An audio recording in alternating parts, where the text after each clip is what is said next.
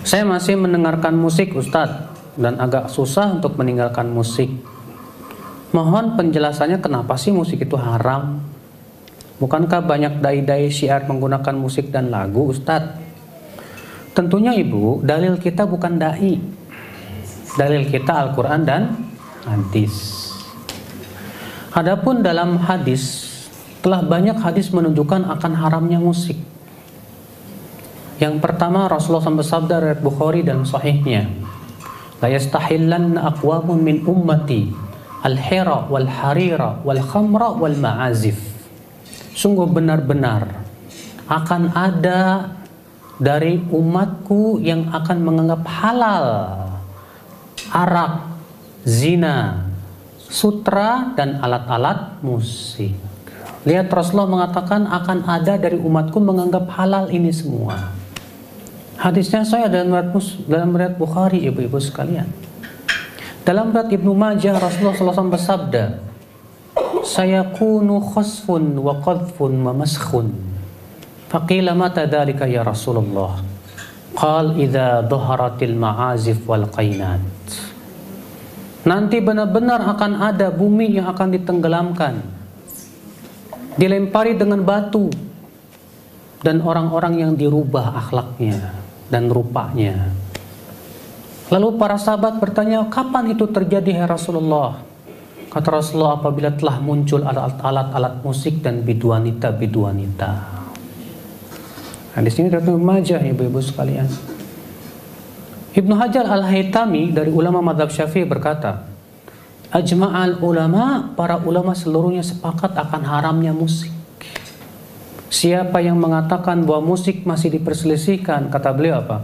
Sungguh ia telah bodoh dan mengikuti hawa nafsu. Karena sebetulnya betul kalau kita perhatikan, ya, seluruh ulama dari kalangan sahabat, tabi'in, tabi'ut tabi'in, semua sepakat akan haramnya apa? Musik. Yang menghalalkan itu hanya Ibnu Hazm, dan Ibnu Hazm ini muncul setelah terjadinya ijma, sehingga pendapat Ibnu Hazm ini bertabrakan dengan ijma. Dan setiap pendapat yang bertabrakan dengan ijma itu tertolak, ibu-ibu sekalian. Makanya kita jangan melihat siapa yang mengamalkan, tapi lihat dalilnya yang berasal dari Allah dan Rasulnya. Memang Bu ya, kalau ibu terbiasa musik-musik, pas ngedengar musik haram, ibu merasa heran, sepi amat dunia tanpa musik. Tapi kalau kita terbiasa baca Quran, menikmati Al-Quran, lewat tuh musik Bu. Kita akan lebih menikmati Al-Quran daripada mendengarkan apa? Musik. Makanya Al-Quran itu lebih indah di hati sebetulnya kalau kita mau apa? Mentadaburinya, mempelajarinya, membiasakannya. Bahkan Ibnu Qayyim berkata apa Bu? Tidak akan bertemu dua cinta dalam hati seorang hamba, cinta Al-Quran dan cinta nyanyian. Orang yang sangat cinta nyanyian, dia tidak akan cinta Al-Quran. Walaupun mulutnya berkata saya cinta, tapi hatinya tidak akan seperti itu. Sekarang ibu mau pilih mana, cinta yang nyanyian apa Al-Quran? Gak bakalan ketemu Bu. Kalau ibu berkata saya pengen cinta dua-duanya, nggak mungkin. Ibu harus salah satunya ya. Bahkan Rasulullah SAW sabda apa? La an yumla'a batnu ahadikum sadidan khairul lahu min an yumla'a syi'ran. Lebih baik perut seseorang dipenuhi oleh nanah daripada dipenuhi nyanyian. Itu hadis sahih dari Bukhari dan Muslim, Ibu. Iya.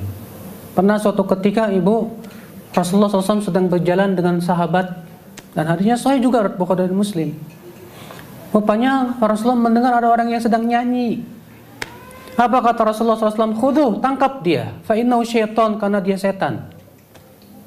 Lalu Rasulullah bersabda yang sebutkan saya tadi hadisnya, lebih baik perut seseorang dipenuhi dengan nanah daripada dipenuhi dengan apa? Nyanyian. Lebih baik mana Bu? Dipenuhinya dada kita dengan Al-Quran atau dengan nyanyi? Ya tentu dengan Al-Quran. Allah mengatakan nurun ala nur, cahaya di atas. Kata para ulama artinya cahaya iman ketika dimasukkan Al-Quran, hati yang beriman kepada Allah ketika ia dimasukkan padanya Al-Quran, maka bertemulah dua cahaya, cahaya iman dan cahaya Al-Quran, maka bertambahlah cahaya di atas cahaya itu, ibu-ibu sekalian. Tapi coba kalau dada ibu ya penuhnya nyanyian, ya nggak ada manfaatnya juga. Maka dari itulah ibu, ya kita berusahalah semaksimal mungkin untuk menjadi para pencinta Al-Quran.